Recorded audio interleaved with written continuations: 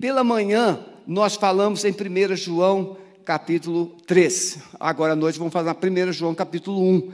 Hoje pela manhã nós falamos de vencendo o poder das trevas. Agora nós vamos falar um poder que vence as trevas.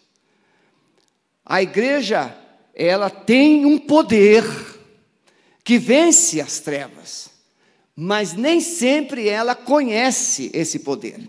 Por falar nisso, hoje pela manhã eu falei da minha cunhada, ela não estava presente, mas agora à noite está. Pedi a minha cunhada que fique em pé, ela, a Solange, a irmã da Sueli, essa pessoa extraordinária, guerreiro. Eu a batizei hoje pela manhã de Anjo Brabo. Aí alguém falou assim, mas por que anjo bravo? Porque é guerreiro. Anjo significa aquele que serve os santos. Os anjos são enviados por Deus para servir a favor dos santos. E algumas pessoas são verdadeiros anjos de Deus. O pai já vai 92 anos, né, Solange? 92 anos, a mamãe, perto disso, com Alzheimer, ela coordena todo esse apoio. Ela aposentou-se, mas não aposentou, porque ela organiza todo o cuidado dos pais, é uma guerreira. Então, é um motivo de muita alegria, muito orgulho. E nós falamos pela manhã que a igreja, ela enfrentou nesse período da era cristã, do ano 30 até o ano 90, ela enfrentou muitas perseguições. Quem aqui não acompanhou pela internet ou não esteve aqui pela manhã? Levante a mão. Você não acompanhou pela internet nem esteve aqui. Então, nós temos metade do auditório que não acompanhou. Então, eu vou fazer uma rápida introdução, similar à da manhã, e depois nós vamos entrar. Então, 1 João, capítulo 1, a partir do verso 1. O que era desde o princípio e o que ouvimos, o que vimos com os nossos olhos. Preste atenção, irmãos, que João está escrevendo como se fosse uma tese. A tese para responder a uma mentira. A mentira de que Jesus não era Deus. Então, você vai entender muito mais assim. Havia uma presença gnóstica, a fé pelo conhecimento, ou no conhecimento, que Jesus não era Deus. Porque se ele fosse carne, então Deus não pode se coabitar com o pecado. Então, veja, João vai dizer assim, o que ouvimos, os nossos olhos viram, o que temos contemplado e as nossas mãos tocaram a palavra da vida, o verbo encarnado, porque a vida foi manifestada e nós a vimos e testificamos dela. Ele está dizendo, a vida foi manifestada. Ele está falando, Deus é vida, Jesus é vida, Ele se manifestou, e dela vos anunciamos a vida eterna, que estava com o Pai, e nos foi manifestada. Em quem? Em Jesus. O que vimos e ouvimos, isso vos anunciamos, para que também tenhais comunhão conosco, e a nossa comunhão é com o Pai, e com seu Filho Jesus Cristo. Para os gnósticos não tinha Cristo, era só Jesus, ou seja, era só um ser humano. Cristo é Deus, é o Messias, é o prometido. Essas coisas vos escrevemos para que o vosso gozo se cumpra. E esta é a mensagem que dele ouvimos e vos anunciamos, que Deus é luz, e não há nele trevas nenhuma. Se dissermos que temos comunhão com Ele, com Deus, e andarmos nas trevas, mentimos e não praticamos a verdade. Mas se andarmos na luz, como Ele na luz está, temos comunhão uns com os outros, e o sangue de Jesus Cristo, seu Filho, nos purifica de todo pecado.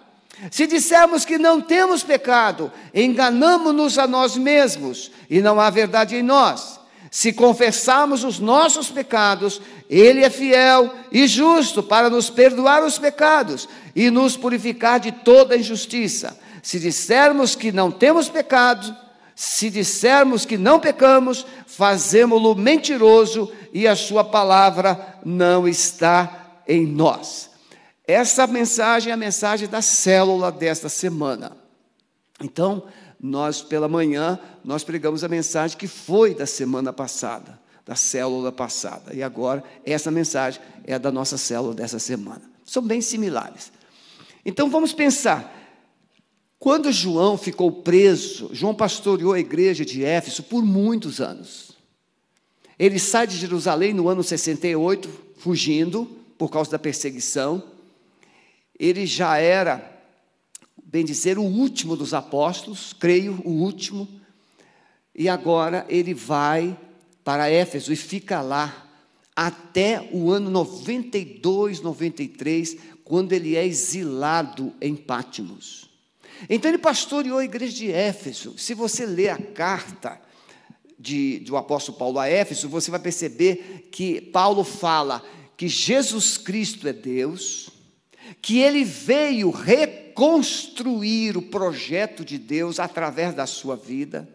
Ele vai falar que Jesus foi ressuscitado pelo poder do Espírito Santo, e esse mesmo poder habita em nós, que é a igreja. No capítulo 2, ele começa dizendo que nós estávamos mortos nos nossos delitos e pecados, e andávamos nos desejos da nossa carne, corrompidos no mundo, fazendo a vontade de Satanás.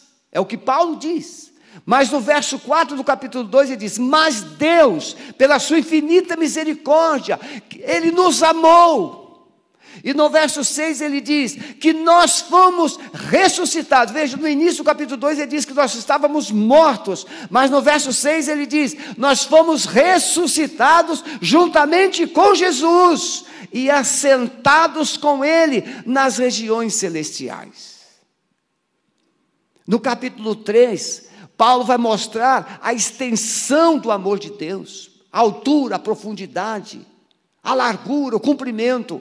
Ou seja, o amor de Deus não tem limites, é para todos, e alcança de Adão até a eternidade. No capítulo 4, Paulo vai enumerar algumas situações que a igreja vive. Enfim, o propósito de Deus, de Paulo escrever Efésios, é o quê? É mostrar que Deus está levantando um povo, restaurando um povo. Tanto é que ele termina o capítulo 2 dizendo que nós somos família de Deus. E esse povo precisa viver novos propósitos, novos padrões, novos princípios, porque é o povo de Deus. Mas agora, quando João está lá em Pátimos, uma inserção, uma penetração, uma invasão de falsos mestres chega na igreja e ensina que Jesus não era Deus. O gnosticismo negava a divindade de Cristo, era Jesus, mas o Espírito de Deus somente veio sobre ele, lá no batismo de João, quando o Espírito Santo veio em forma de pomba, e pousou sobre ele, mas esse Espírito saiu antes da cruz. Então Deus jamais poderia ter morrido pelos nossos pecados, porque a carne é má, é ruim, é pecaminosa. Então havia um ensino de que pecar purificava.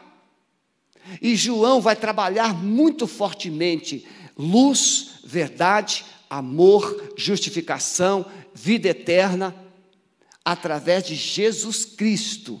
Não é só Jesus, é Jesus Cristo, Jesus o Cristo, Jesus o Salvador, o enviado de Deus. Então João escreve essa carta depois que ele sai da ilha de Pátimos, e ele encontra uma igreja contaminada, enfraquecida. Lá, quando ele escreve o Apocalipse, ele estando em Pátimos, ele escreve dizendo o quê? Para a igreja de Éfeso: tenho contra ti, porém, que deixaste o teu primeiro amor. E ele, o apóstolo João, é chamado do apóstolo do amor. Então, meus irmãos, essa carta, ela vem como uma resposta, ela vem como um remédio, ela vem como um antídoto para que a igreja não sucumbisse diante das heresias de que Jesus não era Deus e de que podia se viver sem nenhum comprometimento com santidade, com justiça. João vem com essa resposta. Para vocês terem uma ideia, no ano 68, quando João sai, Jerusalém estava sendo envolvida por uma grande perseguição. E Roma vem, o general Tito invade Jerusalém, destrói o templo, destrói Jerusalém. Mais de 100.000 pessoas morrem nessa invasão. Os cristãos são espalhados para o mundo. E João vai para Éfeso. Quando ele chega lá, ele começa a desenvolver o trabalho de Deus, e isso vai até os anos 90. Mas no ano 81, quando o Domiciano assume o Império Romano, ele implanta o culto ao imperador. E as cidades, províncias romanas, elas começam a construir templos para cultuar o imperador romano. E quem não adorasse o imperador romano como Deus, era morto, preso ou crucificado. Então é por isso que João sai. E esse período terrível de perseguição, até que João está lá em Éfeso, e ele também é confrontado. Segundo pesquisadores, João foi torturado, João foi lançado dentro de um barril de azeite fervendo, mas ele não sofre danos. Então o imperador manda exilá-lo na ilha de Patmos. E lá ele escreve o Apocalipse, a revelação de Jesus para a igreja, as 7 igrejas da Ásia. Quando ele sai, ele vem trazer esse remédio para todos nós. E a carta de João não é só para a igreja de Éfeso, a carta de João é para todas as igrejas em todo o tempo. Então eu quero que você perceba que diante desse ataque, porque Satanás, ele trabalhou muitos anos, séculos, oprimindo a igreja de fora para dentro, perseguindo, matando. Em 63 anos de era cristã, a igreja não cedeu, com todas as perseguições e mortes. Então Satanás entendeu que matar crente era como lançar semente na terra. Quanto mais matava crente, mais crente se convertia. Por causa da fidelidade, por causa da coragem, por causa do amor. Quando Estevão é apedrejado, Saulo de Tarso estava lá. E Saulo ficou impressionado, traumatizado. Quando Jesus aparece para Saulo na estrada de Damasco, ele vai dizer: duro é para ti recalcitrar contra os aguilhões. Que aguilhões eram esses que tocavam, que feriam a consciência, a alma de Saulo de Tarso? O aguilhão da fé dos cristãos, o aguilhão do amor dos cristãos. Saulo não entendia como é que prendia-se, matava, destruía os cristãos, e eles não recuavam, e aquilo ficava na mente de Paulo. Nós temos o conhecimento, nós temos a religião forte, poderosa, e como é que esses cristãos analfabetos não recuam? Esses aguilhões perturbavam Paulo. E Jesus vai dizer para ele: duro é para ti, você precisa parar de resistir essas verdades e se render. E aí ele fala: quem és tu, Senhor? Eu sou Jesus a quem tu persegues. Então o cristianismo, quanto mais matava, quanto mais destruía, quanto mais prendia, mais pessoas se transformavam, mais pessoas se convertiam. O testemunho era muito forte e poderoso. Então Satanás inverteu, ele mudou de estratégia. Em vez de atacar de fora para dentro, ele colocou falsos mestres dentro da igreja. Porque se existe uma coisa que acaba com a fé, é a mentira, é a superficialidade, é a ausência da palavra. Por isso que os cultos precisam primar pela palavra. pela adoração. Não é culto ao homem, é culto a Deus. E a palavra de Deus sendo anunciada. Então ele começou a colocar falsos mestres, e esses falsos mestres chamados gnósticos, haviam outros, mas esses, haviam gente, irmãos, até que serviam a Jezabel. Jesus vai escrever lá, João vai escrever a uma das igrejas: você tolera Jezabel, falsas profetisas, gente mandando, desmandando na igreja com carnalidade. Satanás então começou a colocar esses mestres, esses falsos mestres, falsos profetas na igreja, e a igreja foi o quê? Perdendo o amor, se enfraquecendo. Quer ver uma coisa? Para de ler a Bíblia, para de frequentar cultos. É como tirar a brasa do braseiro e colocar à parte. Em poucos minutos, aquela brasa é cinza, mas o braseiro estará aceso. A palavra de Deus é viva, ela é eficaz, é mais penetrante do que uma espada de 2 gumes, ela é apta para discernir os seus pensamentos, as intenções do seu coração. Tem gente que não lê a Bíblia porque tem medo, porque a Bíblia confronta você, tal qual um espelho mostra as suas falhas. Tem gente que tem dificuldade com o espelho, não sei porquê, mas tem. O espelho não diz mentira. Quem mente na frente do espelho não é o espelho, é a sua mente. Você já viu mulheres lindas, se olham no espelho e se acham feias? Já estão magras, no limite, mas olham no espelho, ainda acham que estão gordas, ficam vomitando, para emagrecer mais. Por quê? Porque a magreza ou a gordura não está no corpo, está só na mente. Então, quando uma pessoa se acha feia, não tem ninguém que convença. Até a voz foi embora.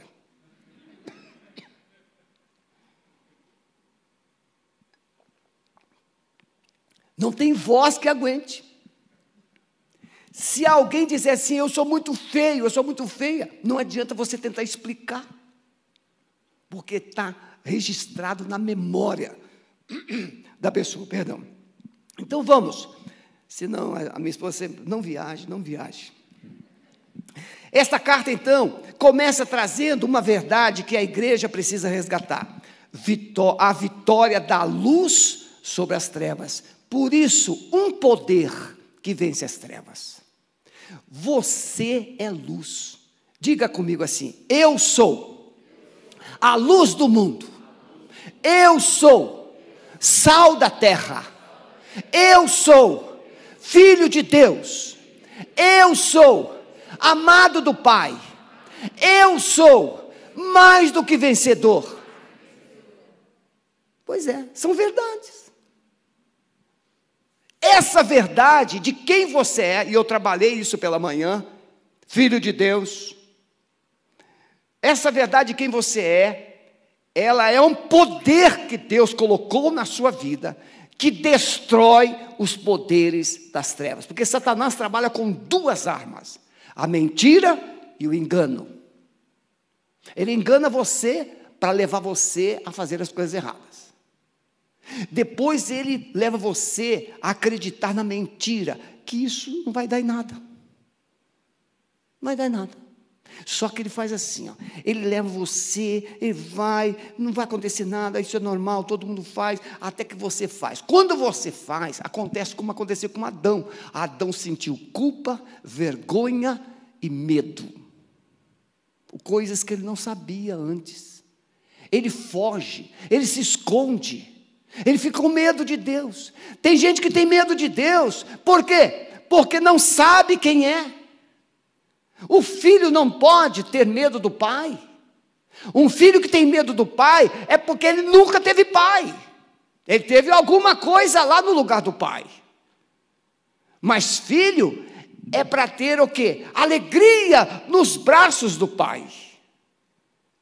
E quando um filho sente o contrário, é porque essa pessoa, essa figura que está no lugar do pai, não funcionou como pai. Então, diante de uma sociedade liberal, relativizada, irmão, a sociedade liberal aqui não significa simplesmente a questão de pecados, ser liberal, abrir a porteira para a moda, para costumes, né? Não é só isso, é o raciocínio espiritual. A igreja moderna, ela relativizou, ela liberalizou, não é tanto assim. Por exemplo, há alguns textos bíblicos, vou citar um que é muito questionado, Jonas. Você crê que Jonas realmente foi engolido por um peixe? Você crê? Está escrito, não está? Você sabia que Jesus se comparou a Jonas? Pois é, mas tem teólogos, líderes, que eu não vou nem chamar de pastores, porque pastor é diferente. Tem gente que ocupa posição de liderança, que questiona que aquilo ali é uma alegoria. E vai negando. Vai sobrar o quê? Vai sobrar as mentirinhas. Então Jesus vai dizer, assim como Jonas esteve 3 dias e 3 noites no ventre do peixe, assim o Filho do Homem no seio da terra. Não é uma figura, não é uma mentirinha, não é um conto, é uma verdade. E assim como Jonas pregou na cidade de Nínive, e 120 mil pessoas se converteram.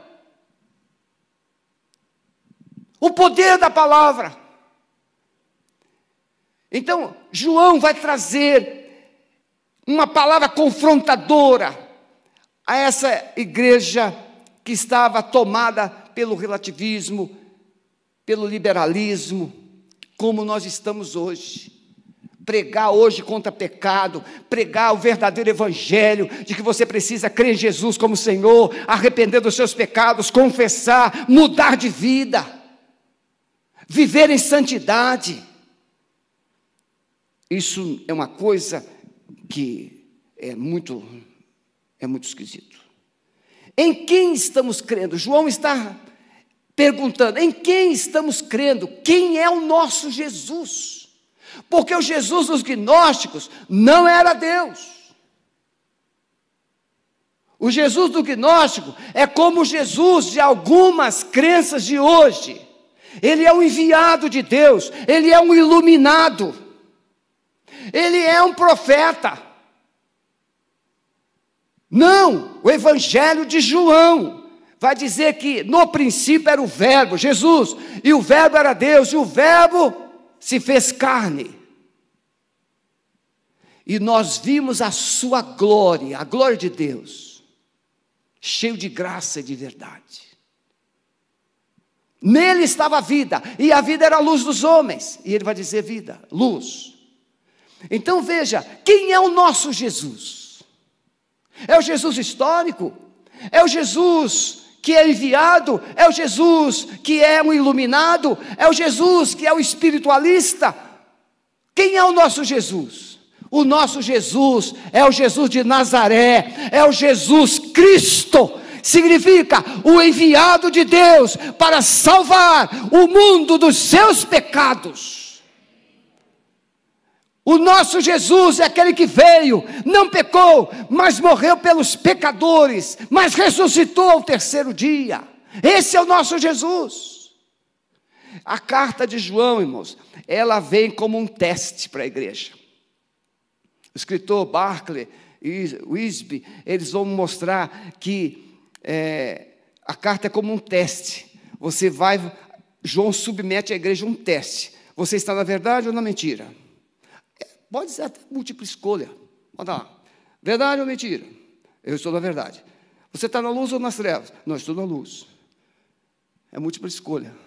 Só que essa múltipla escolha precisa ser acompanhada de vida, de relacionamento, de comunhão, de amor. Ele vai chegar um momento que ele vai dizer assim: como é que você pode amar a Deus que você não vê, se você não ama o seu irmão que vê? É o teste do amor. Às vezes Deus permite a gente passar por um teste. Perdão. Eu amo a Jesus. Já ouviu vocês? Eu tenho um amor muito grande por Jesus. Aí Jesus falou assim, vou fazer um teste com ele e com ela. Aí faz uma pessoa te decepcionar. Aí você diz assim, eu não quero ver ela nem morta. Ficou reprovado no teste. Porque você disse que amava Jesus. Você amava muito a Jesus.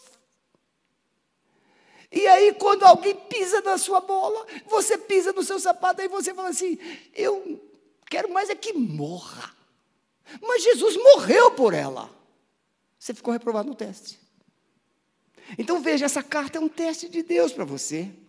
Ele vai dizer assim, aquele que diz que está nele, em Jesus, precisa andar como ele andou. Como nos relacionamos tanto com os de fora, como os de dentro, como nós estamos amando ou odiando. Precisamos entender que não podemos receber amor, ou não precisamos receber amor para a gente amar o outro. Irmãos, nós vivemos um tempo em que o crente hoje, se ele não receber tratamento VIP, ele fica meio bicudinho. Fica ou não fica? Eu fui pregar numa igreja que eu causei um desastre. Claro, foi um terremoto que Deus fez para o bem, acho.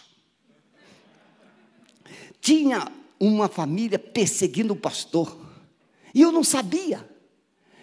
E no meio do sermão, eu me dirijo àquela distinta senhora que estava liderando a perseguição ao pastor, e disse, minha querida irmã, tudo bem? Tudo bem.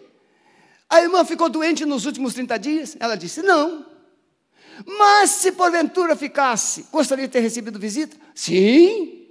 Mas a irmã não ficou doente? Não. Então, quantas pessoas a irmã visitou nos últimos 30 dias? Ela ficou meio sem graça. Assim, ninguém. Mas a irmã queria ter sido visitada se tivesse ficado doente. Sim. Mas a irmã não visitou ninguém. Aí eu moí bastante isso. Ela ficou. Só que eu não sabia que ela havia dito exatamente isso para o pastor. E quando terminou o culto, o pastor veio, o que você fez? O que você fez? Você acabou comigo, aquela mulher vai me matar. Era uma Jezabel. Queria matar. Eu disse, que nada, pastor, fica tranquilo. Se Deus não quer você nessa igreja, Ele tem uma igreja melhor para você. Agora, se Deus quer você nessa igreja, ou Ele mata essa mulher, ou leva essa família para longe. Você acha que Deus, vou falar uma coisa aqui com todo carinho, você acha que Deus não trabalha assim mais pesado, não? Você acredita nisso? Acredita? Eu pastorei uma igreja que um membro se aposentou e chegou na igreja e disse, agora eu não quero mais cargos, eu quero agora sombra e água fresca. 3 meses depois ele morreu. Sepultamento um dia de chuva. A cova debaixo de uma árvore. E estava chovendo, tinha 4 dedos de água na cova, sombra e água fresca. Você acredita nisso? Cuidado. Quando você fala assim, eu quero agora é descansar. Olha o que a Bíblia chama de descanso. É morte. É melhor você chegar para Deus e dizer assim, Senhor, eu quero trabalhar muito, Senhor. Aí o Senhor fala assim, então vou te dar força, vou te dar unção, vou te dar autoridade, vou te dar mais vida de qualidade. É assim que Deus vai fazer. Mas cuidado para você falar assim, eu quero descansar. Eu vou comprar uma casa na praia. Irmão, eu tenho até medo de falar isso. Muito bem, diante dessa pequena introdução, nós vamos falar 3 coisas. Batista tem que falar 3 coisas, né? 3 pontos. Não sei se lá no Alcance fala 3 coisas, mas aqui a gente fala 3 coisas. Primeiro, entender um poder que vence as trevas. Eu estou falando da Alcance porque tem o nosso querido ali, né, que é uma ovelhinha lá da Alcance. Precisamos entender que Jesus é a revelação de Deus dentre os homens. Quando Jesus está preparando os discípulos de João 14 para a sua morte, para a cruz, Filipe, depois que ele fala, olha, vou preparar lugar, se não for assim eu virei outra vez, vos levarei para junto de mim mesmo.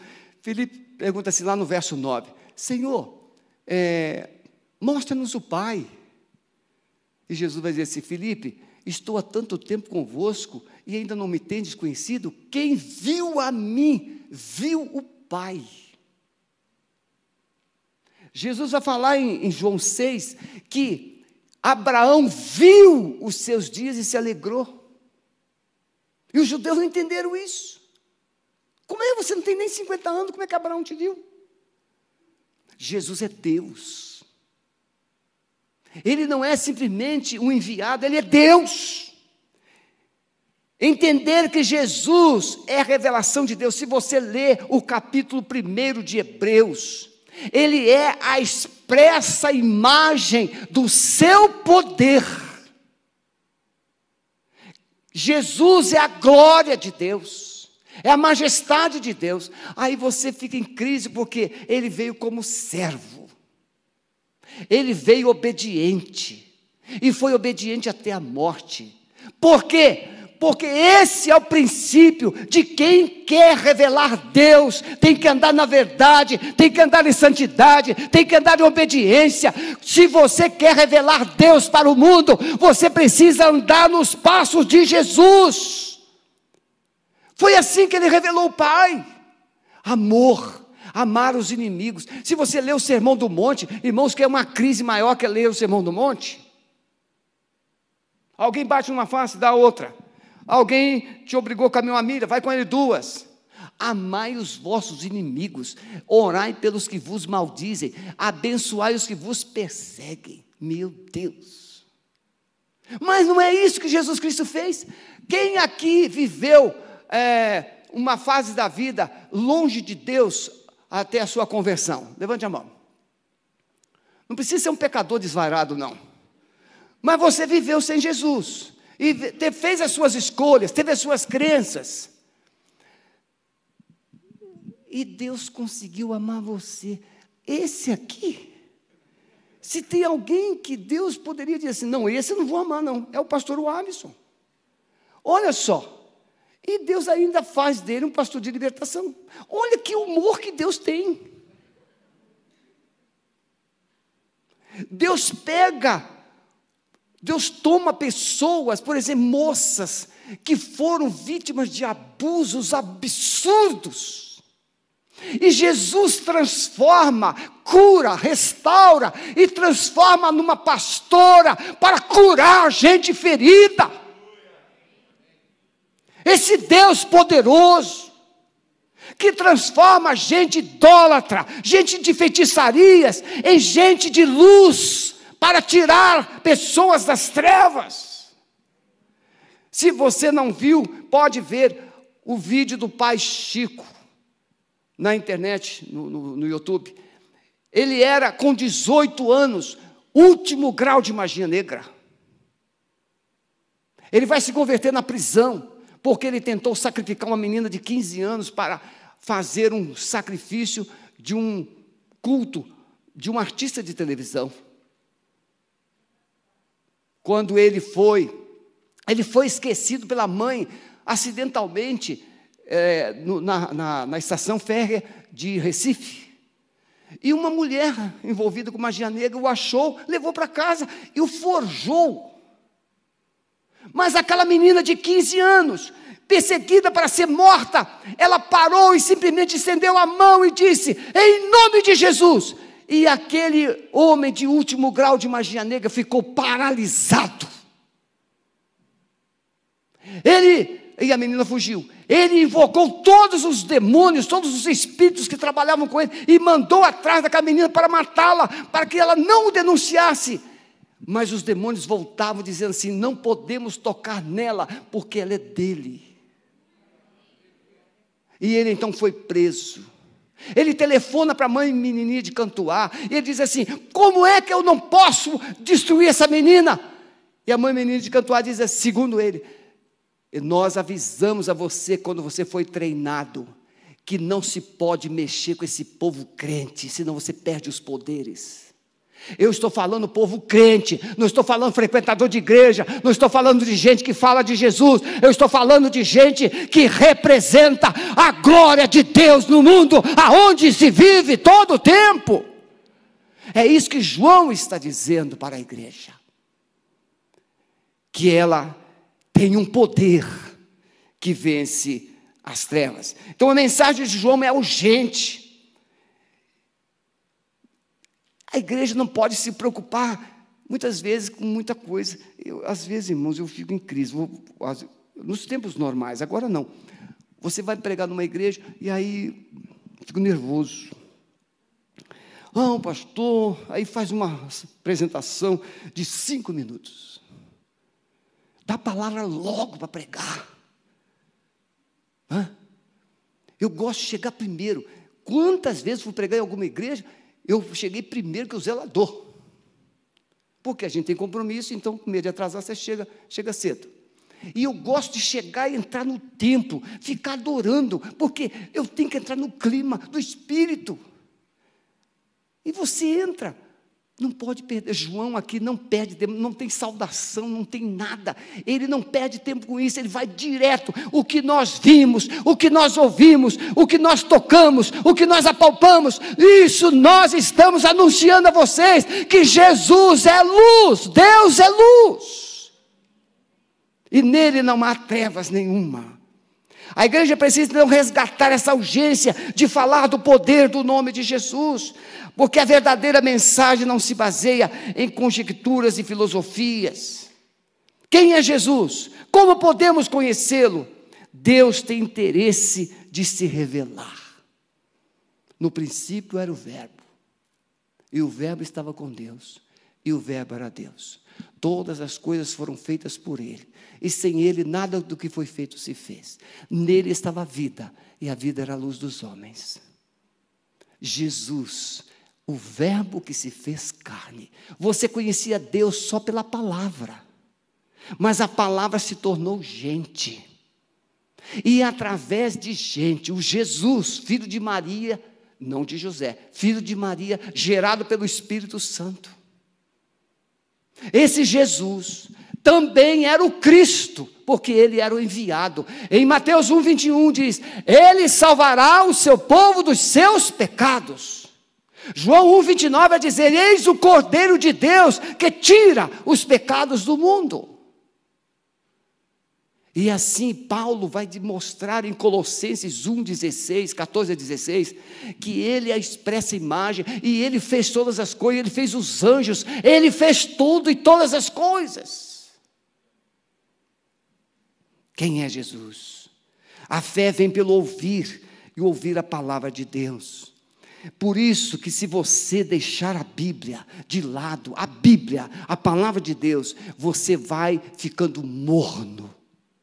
Você vai morrendo, é um vivo morto. É igual filhos de pais órfãos, filhos órfãos de pais vivos. O pai está vivo, mas não está presente. Eu já ouvi alguns pais dizer assim: eu tiro um dia para passar com meu filho, sou separado, eu tiro um dia para separar com meu filho. Eu pergunto assim: o que é que você faz quando está com ele? E eu vejo isso no parque, e vejo isso nos shoppings. A criança vai com o pai, mas o pai ou a mãe, muitas vezes, estou julgando todos não, estou falando um fato, senta e fica no celular. E a criança lá no parque, corre para cá, corre para lá, de vez em quando o pai faz assim: para com isso, vem para cá. Ô bênção, se você é separado, e você tem um filho, o dia que você separa para estar com o seu filho, desliga o celular e vai conversar com ele, vai brincar com ele, vai jogar bola com ele, vai ver um filme com ele, conta histórias com ele ou para ele. Aí você vai poder dizer: eu passei o dia com o meu filho, eu dividi o meu tempo com ele, eu dividi minha vida com ele, eu participei da história dele. Eu vejo algumas cenas assim bem legais. Eu estava lá no Parque Barigui correndo e tinha um asiático de bicicleta. E eu fui correndo, acompanhei a conversinha do garotinho. O garotinho, lembra daquela... Você conhece aquela criança que faz uma pergunta, o porquê em cima da pergunta, e o porquê em cima do porquê, e tem um montão de porquês? E aquele pai respondeu todos os porquês sem ficar nervoso. Eu fiquei doido, eu fui correndo atrás da bicicleta, escutando a conversa do pai com o filho. Por quê?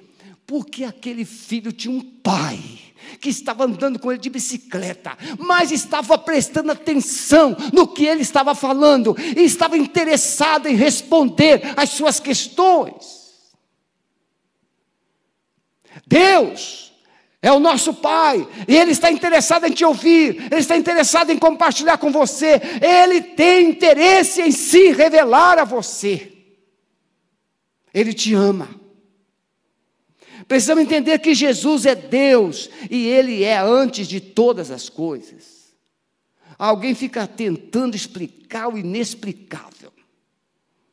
Por exemplo, quem é que fez a água? Caiu da nuvem. Não, ela foi para lá. No começo a terra era sem forma e vazia. Havia um vapor. Quem é que fez o ovo, primeiro, o ovo ou a galinha?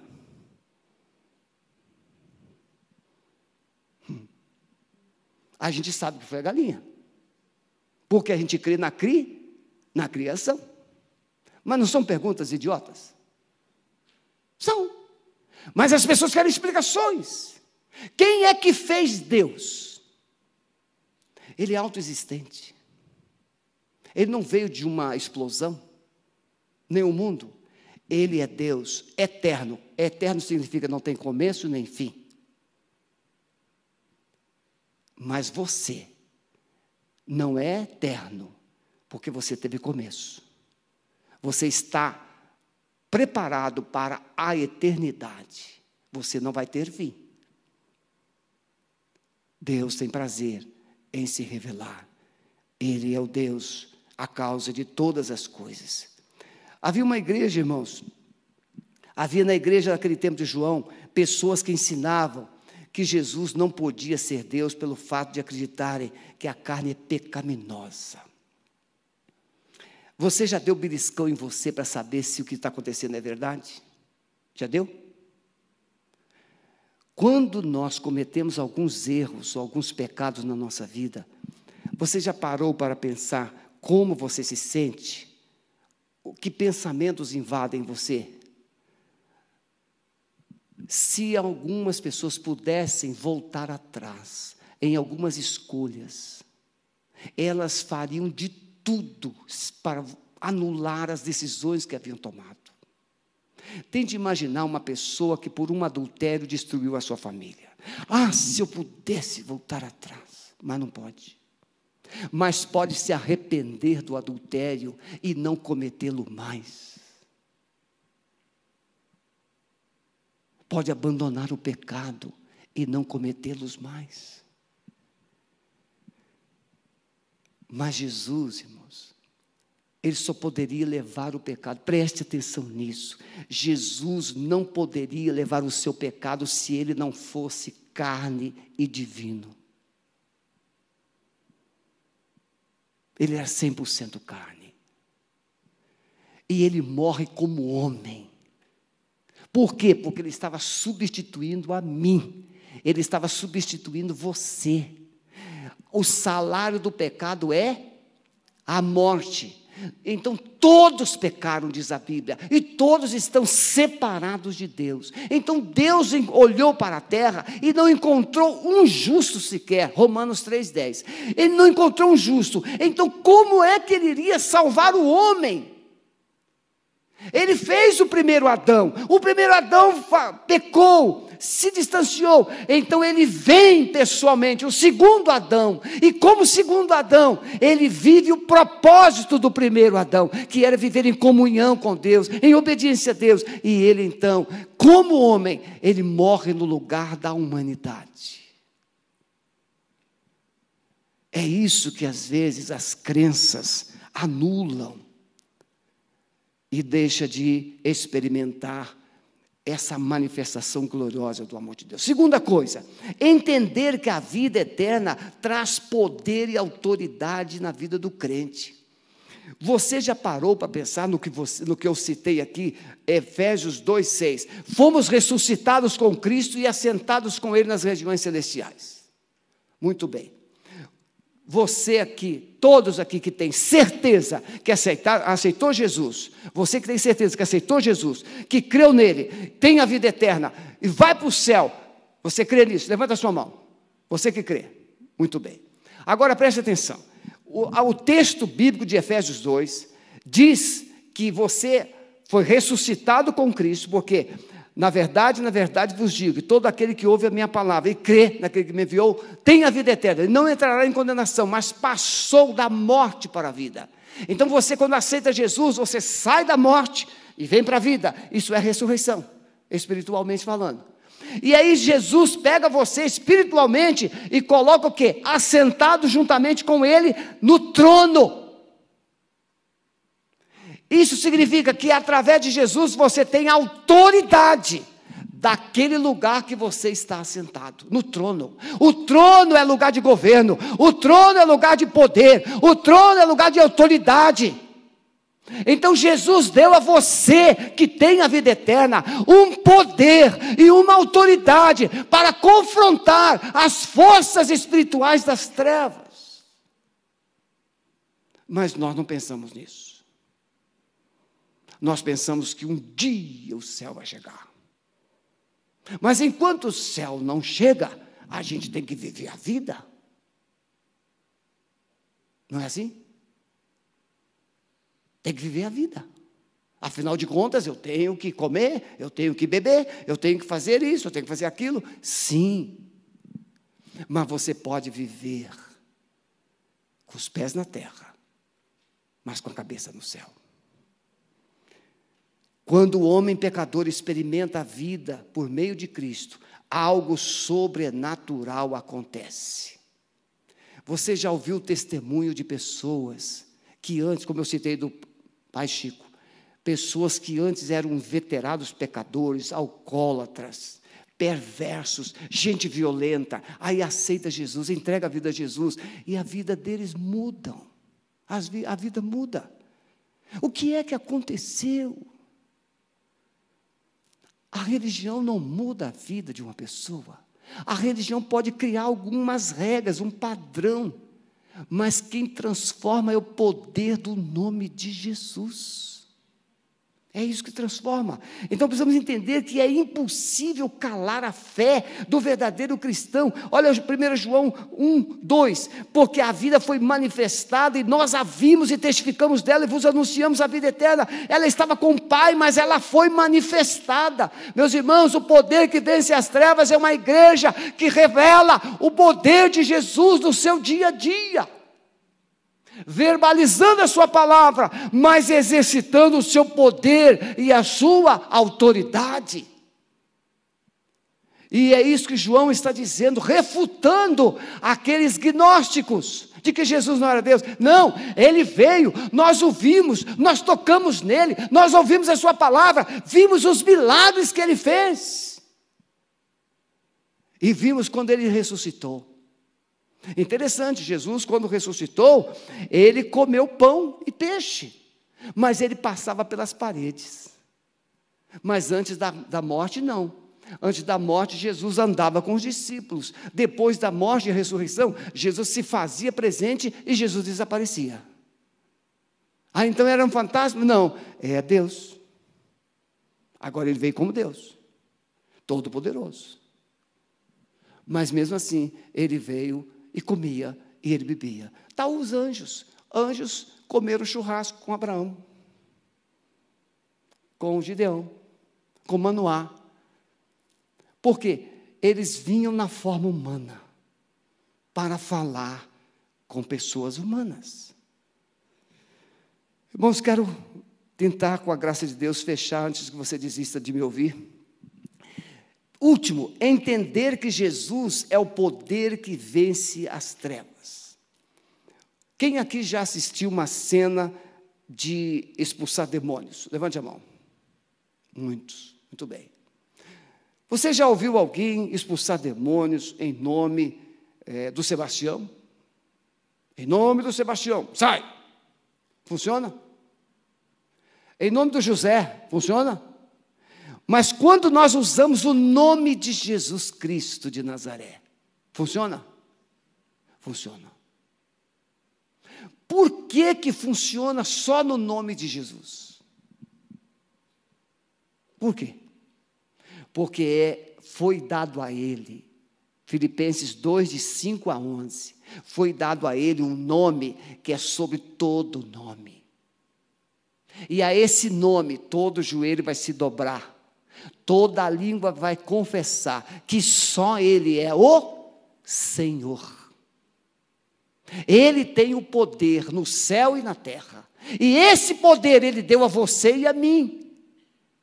Eis que vos dou autoridade para pisar serpentes e escorpiões. É-me dado todo o poder no céu e na terra, portanto ide, e recebereis poder ao vir sobre vós o Espírito Santo, e ser-me-eis testemunhas. Então esse poder que a igreja precisa, está na pessoa de Jesus, que ele mandou através do Espírito Santo, na vida da igreja. Não podemos desenvolver comunhão com Deus sem santidade. Não há comunhão entre luz e trevas. O caráter de Deus precisa se revelar, ou precisa revelar o caráter de seus filhos. Quando você olha para Jesus, Jesus diz: quem viu a mim viu o Pai. Se você olhar para alguns crentes, você vai ver Jesus. Tem pessoas que são tão fiéis a Deus, que quando elas começam a falar, você começa a chorar. Eu prefiro dar os bons exemplos. Tem pessoas que são tão fiéis, são tão íntimas de Deus, que quando elas começam a falar, os demônios começam a se coçar. Um desses foi Finney. Diz a bibliografia que a 1 quilômetro de distância, os bêbados nos bares começavam a se coçar. Tamanha intensidade da unção na vida de Finney. O caráter de Deus precisa se revelar na vida dos seus filhos. A glória de Deus. Não há como andar com Deus e não revelar um posicionamento espiritual. Foi aqui que eu terminei a mensagem, com essa palavra, mensagem da manhã.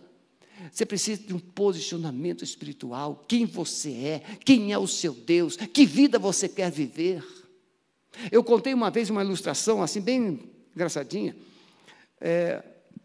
Isso é o conto. O sapo atolou na lama lá na floresta. E aí os outros sapos estavam lá pulando na floresta, e o sapinho estava lá: socorro, socorro, socorro. E os sapos olharam para ele assim: e aí, o que está acontecendo? Ele caiu lá numa lama, não conseguia sair. E ele disse: me tira daqui. E os outros sapos foram embora. Passado um tempo, aquele sapo chegou lá na lagoa, e os outros sapos, a sapaiada toda estava lá pulando, mergulhando, surfando. E aí aquele sapo que tinha passado lá na lama, pulou na lagoa e começou a surfar também. E a sapaiada reuniu e disse: mas vem cá, você não estava lá na lama? Eu pensei que você tinha morrido. E ele falou assim: não morri não, estou aqui. Mas como é que você saiu de lá? Eu cansei de gritar socorro, mas quando eu vi o tamanho do pneu do caminhão que vinha na minha direção, eu dei um salto e saí daquela lama. Atitude, posicionamento. Tem gente que fica assim, e não toma posicionamento. Ninguém para de pecar sem posicionamento. Ninguém passa a crer sem posicionamento. Ninguém passa a andar com Deus sem um posicionamento.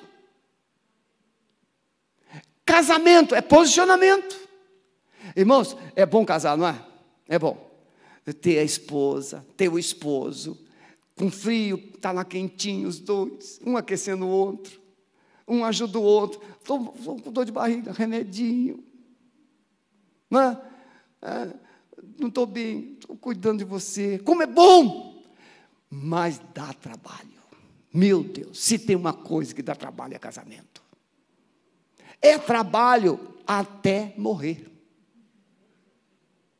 Mas tem gente que não quer se posicionar. Então fica um casamento meia boca ou não quer casar. Mas quando você se casa e se posiciona, você cuida dela, ela cuida de você, ela cuida de você e você cuida dela. E assim até que a morte os separe. Um cuidando do outro. Posicionamento. Baixe sua cabeça, por favor. Pense agora. Um poder que vence as suas trevas. Hoje Jesus está te chamando a um posicionamento espiritual. Atitudes falam mais do que palavras. Não podemos vencer as trevas enganando a nós mesmos. Quem se engana pensa que pode enganar a Deus. Jesus está aqui. Ele está te chamando a um posicionamento espiritual. Aquele que nós ouvimos, tocamos, apalpamos. Deus é luz, nele não há trevas nenhumas. Se confessarmos nossos pecados, Ele é fiel e justo para nos perdoar os pecados e nos purificar de toda injustiça, porque o sangue de Jesus nos purifica de todo o pecado. Posicionamento. Tem um hino que nós cantávamos com as igrejas antigamente: em nada ponho a minha fé, senão na graça de Jesus, no sacrifício remidor, no sangue que Ele derramou na cruz. Posicionamento. Hoje você precisa de perdão. Hoje você precisa de salvação. Hoje você que está me acompanhando online, você precisa definir quem é o seu Jesus. É o Jesus histórico? É o Jesus que só faz milagres? Ou é o Jesus que é o Senhor, é o Salvador, que é Deus? Você precisa se posicionar. Quem é o seu Jesus? O meu Jesus é aquele que veio, é aquele que morreu por mim, mas ressuscitou e um dia vai voltar para me levar para junto dele, e estaremos juntos por todo sempre. Você que está nos acompanhando pela internet, você gostaria de entregar sua vida a Jesus, de se posicionar para vencer as suas trevas, vencer os seus medos, vencer os seus cativeiros? Pode escrever no chat: eu quero me posicionar agora de que Jesus é o Senhor da minha vida. E você que está aqui, você tem ouvido o Evangelho tantas vezes, mas não consegue se posicionar na verdade que Jesus é Deus, que Ele é o Senhor, que Ele é o Salvador. Ele não é um iluminado, Ele não é só um mensageiro, Ele é Deus. Se você nesta noite quer tomar um posicionamento de que Jesus é Senhor e Salvador da sua vida, fique em pé onde você está. Eu quero orar por você. Eu quero tomar um posicionamento que Jesus é o Senhor e o Salvador da minha vida. Pode ficar em pé, eu quero orar por você.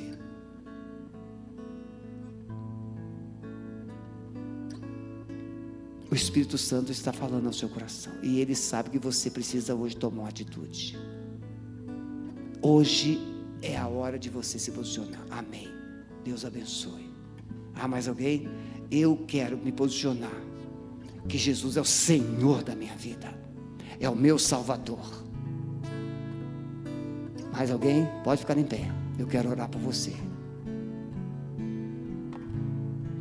Vamos ficar todos em pé. Amado Espírito Santo, o Senhor conhece o coração dos presentes e daqueles que estão nos acompanhando pela internet. Traz, Senhor, luz, traz fé ao coração de cada um, para que haja um posicionamento. Eu decido crer que Jesus Cristo é o meu Senhor, é o meu Salvador, e eu entrego a minha vida a Ele, porque assim, Senhor, nós teremos o poder que vence as trevas que tentam destruir a nossa vida. Nós abençoamos cada uma dessas pessoas pela decisão que tomou, cada uma tomou, no poder do nome de Jesus.